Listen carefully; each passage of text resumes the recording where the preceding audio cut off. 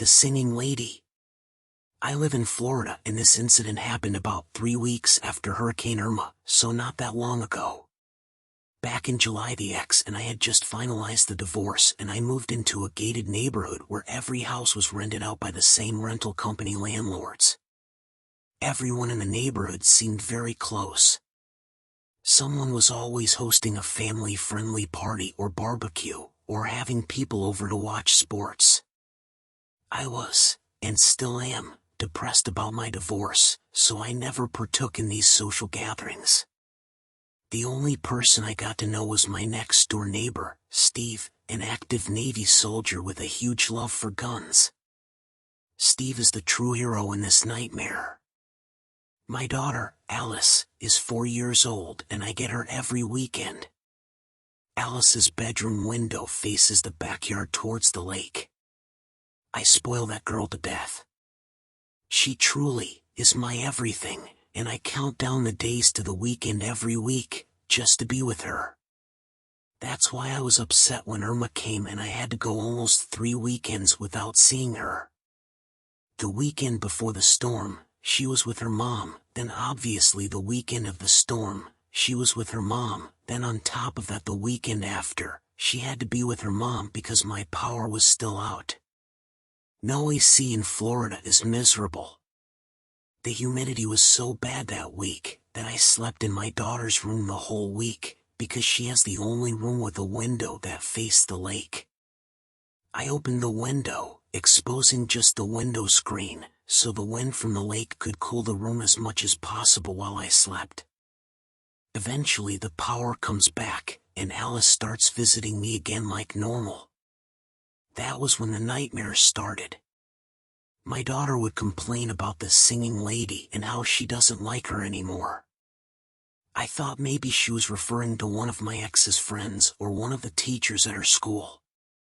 Maybe there was a teacher at her school that sang to the kids that she didn't like. That Saturday night Alice woke up in the middle of the night screaming bloody murder. I ran into her room and turned on the light, and found her hiding under her covers. I asked her what was wrong, and all she could do was point to an empty corner of her room and say, "Look. Look." There was nothing there. She was acting as if she saw a ghost. After I calmed her down, she started to talk about the singing lady again. "Please tell the singing lady not to come back. Please, Daddy, make her go away." Obviously, she's having nightmares, right? I showed her there was nothing in the closet, and nothing under the bed, and that there was nothing to be afraid of. She calmed down and went back to sleep. I went back to my room and quickly fell back asleep. It couldn't have been more than 20 minutes before Alice comes running into my room screaming she's back. She's back. Alice absolutely refused to go back to her room, so I let her sleep with me. The next morning, Sunday morning, I took Alice out to breakfast and we stopped by Target to pick up a baby monitor. I haven't used one since her mom and I were still married, but I wanted to easily be able to hear her if or when she started having these nightmares again, so I could respond quicker. After I set them up, I showed Alice how they worked, to give her assurance that I could hear her and she was safe. That night she slept soundly and didn't make a peep all night. The following weekend Alice had to stay with her mother again, because she caught a stomach virus from one of her little friends at school. It was Saturday night, and I was sound asleep in my bed. Around 2 a.m. is when I heard it, a woman's voice humming a soft nursery rhyme through the baby monitor. The humming and soft singing got louder and clearer as the voice got closer to the monitor. I wasn't dreaming. I could hear a woman softly singing lullabies in my daughter's bedroom. I had never been so scared and dumbfounded in my life. I was feeling a mixture of pure terror and disbelief. Then the voice spoke out, "Alice, sweetie, are you awake?"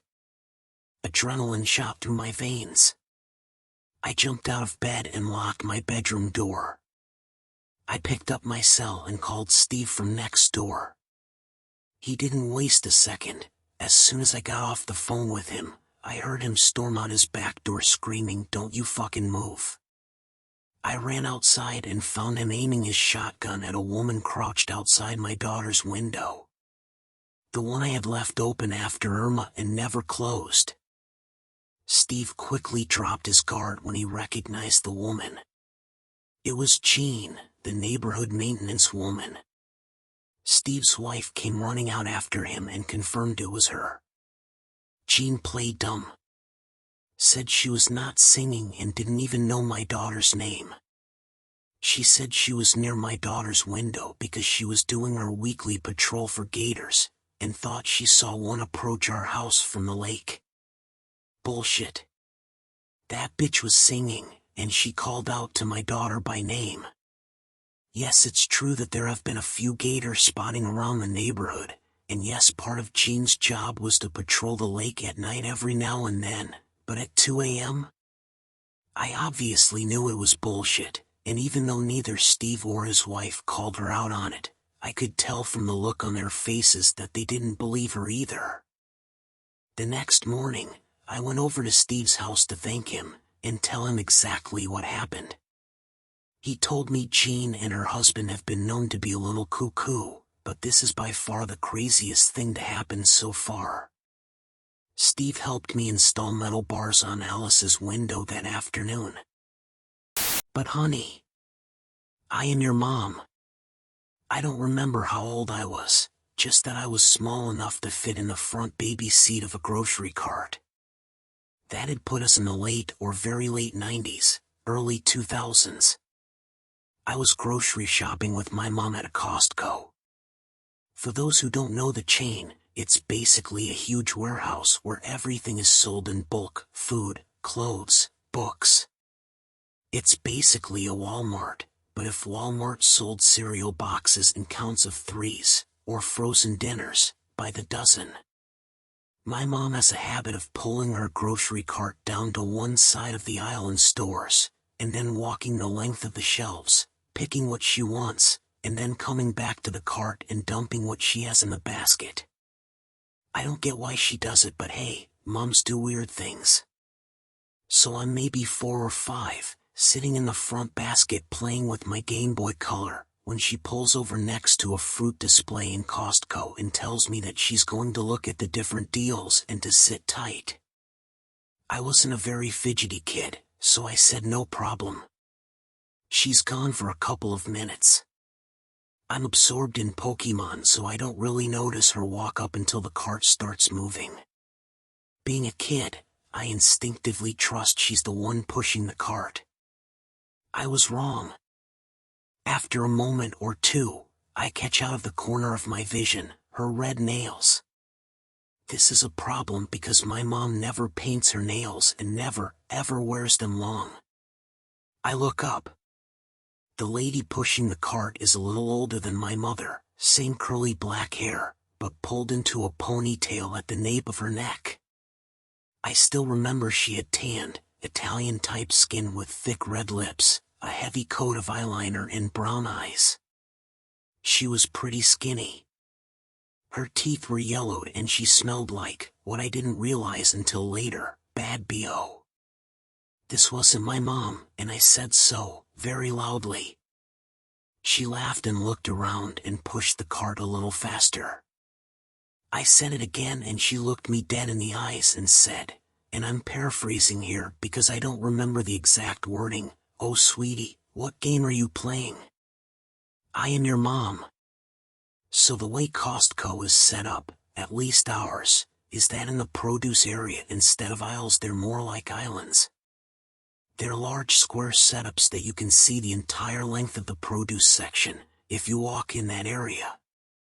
So of course, I can see my actual mother a few displays away. As loud as I could, I remember yelling MOM, and watching her head whip around to look at me, right as this lady is trying to cover my mouth with her hand. I don't know if she decided then I wasn't worth it, because I was so noisy, or if looking at my mother charging from a few displays over. Side note, my mom is not a petite woman. She's built like a linebacker and played roller derby and softball throughout college, up until I was about 10. She's more of a ox than a human woman, but that's what I appreciate about her. But anyways, this woman squeezed her hand around my little face once, and then booked it. My mom comes running up to me, and starts asking me a million questions at once, and my little brain thinks all of a sudden that I'm in trouble for using my outdoor voice inside, because she looks mad, so I start to cry. By the time she calmed me down, the lady was already gone and reporting her to the head of security did bupkis. Store never found her inside and security cam footage showed her leaving but never with anyone else. Don't know why she picked me, or what it would have been for, but I'm just glad my real mom ended up scaring her away and that nothing became of it. So to the lady who tried to kidnap me from the Costco produce section, claiming to be my mother. Let's not meet again. Home invasion. This incident happened about 5 years ago. This is a story that I never really tell anymore, because most people are either uncomfortable hearing it, or make well-meaning comments about what I should have done in this situation, without really understanding how differently your mind works when you're experiencing absolute panic. But you guys seem to get it. So, here's my story. I was living in a relatively nice apartment in downtown Memphis, working as an ophthalmic technician. I arrived home from work at my usual time, around 4:30 p.m., unlocked my door, and went inside.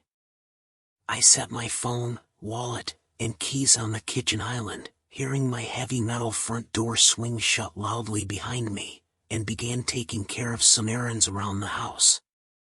Having grown up in a small town, it was habit for me to not lock my door during the day, especially when I knew my husband would be home soon anyway. I've never forgotten to lock my door once, in the 5 years since this day. I walked through my bathroom and into my large walk-in closet and began hanging up the laundry that I'd started earlier in the day before work. My front door opened, and I smiled with surprise. My husband was home a little early, and I was happily called out to him, "I'm in here, love." I was met with silence, and slowly began to feel that sinking feeling of something is wrong crawl up my spine. I tried to shake it off, thinking my husband simply hadn't heard me, and walked out into my living room/kitchen area. Standing on the other side of my kitchen island was a complete stranger. He was male, older than me, I would estimate 50s, but it's hard for me to recall exact facial features or details from this moment, and was just standing there, staring at me. No ski mask, no weapon, just watching me. I wondered if he'd maybe walked into the wrong apartment, and was going to apologize and leave. But as he continued to stare, I realized I needed to do something other than just gape at this stranger in my house. I stood taller, puffed up my chest in an attempt to look more threatening, which is hard to do as a small female, and used a loud, clear voice, telling him to get out of my apartment, that he had no business being here. He completely ignored me, like I hadn't spoken. Then he began to pick up my things. My cell phone, my keys, my wallet, he picked them up methodically and put them into his own pockets. That's when it truly hit me, that this person was dangerous. I was naive enough to believe this was all a mistake until that moment. I darted forward toward the only other device I had that would allow me to get help, my computer. I had to take a few steps closer to the intruder in order to reach it, but still had about 12 to 15 feet between us. So I knew I could grab it and run before he could reach me. As I picked it up and turned to run, I saw him start to move after me, and I sprinted back toward the bathroom, because it was the only place I could go, and put 2 locked doors between us. My bathroom door and the closest door. I slammed and locked the first door, and within seconds, I could hear him messing with it, trying to open it. I ran into the closet and locked that door too, opening my computer and getting on Facebook Messenger to contact my husband. I sent message after message, pleading with him to call 911 and tell them there was an intruder in the apartment. He got the messages within minutes and assured me that he had a dispatcher on the phone and was leaving work himself to try and get to me if he could. I waited and waited. The bathroom door opened, and the intruder came inside. He moved to the closet door and started trying to break that door down too.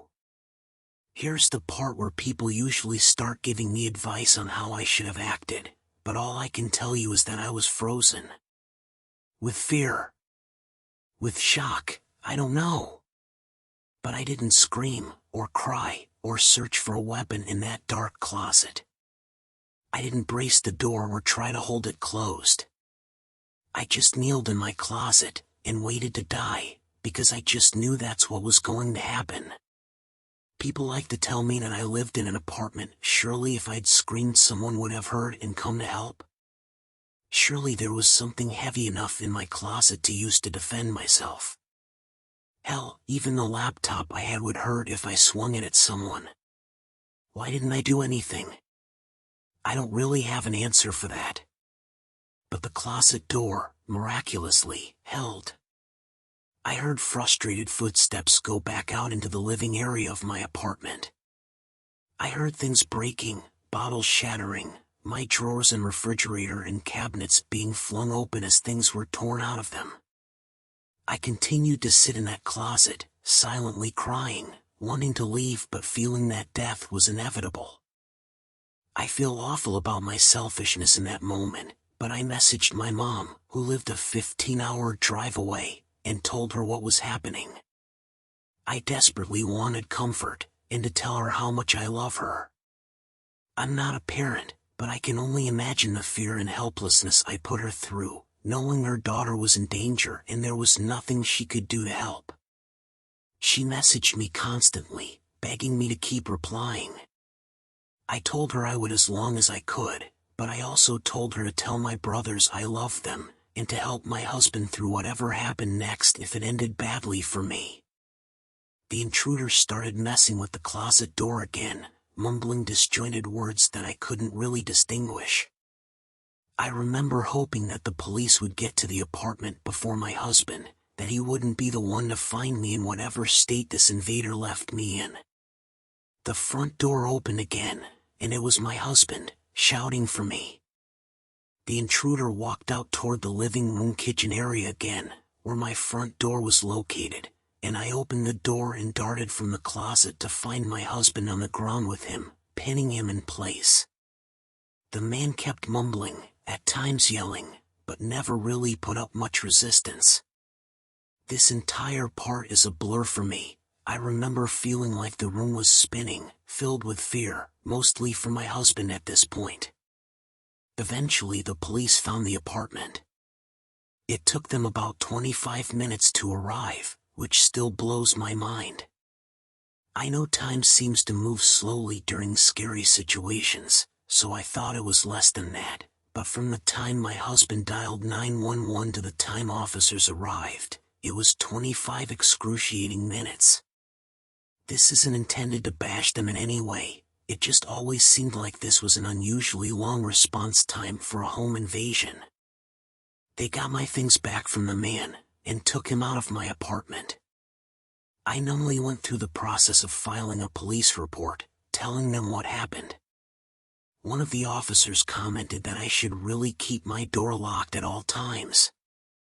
I remember feeling like he was being insensitive at the time, or blaming me for what happened, but later recognized his words were coming from experience. I'm sure he's seen the situation end differently for other women. Within 30 minutes, the scariest incident of my life was over, but I've carried the fear, the violation, the anxiety of having someone intrude into my space for years. If it happened to me once, it could happen again. If you've made it this far, thanks for listening. Please consider continuing, because this isn't all doom and gloom. If this or something similar has happened to you, and you're still struggling with the aftermath of it, The sleepless nights, the laying awake listening for sounds of forced entry, the nightmares, the constant checking and rechecking your locks, this is what eventually helped me. A year after this took place, my husband and I moved to the Midwest for his job. We selected a safe town with a nice apartment complex and chose a third-floor apartment with only one point of entry. I looked up every statistic on crime for the neighborhood, finding that an isolated incidence of car theft was the only thing reported in decades. I still couldn't sleep at night. It was definitely better than staying in the same apartment in Memphis, but my husband often works night shifts now, and I simply couldn't continue being terrified to sleep at night. I realized my biggest fear wasn't that something could happen again, but that if it did, I was just as unprepared now as I was then. I hadn't changed anything other than locking my door, and I knew I would likely freeze up again and leave my life up to being able to hide well enough or having a door hold long enough to save me, and that was unacceptable.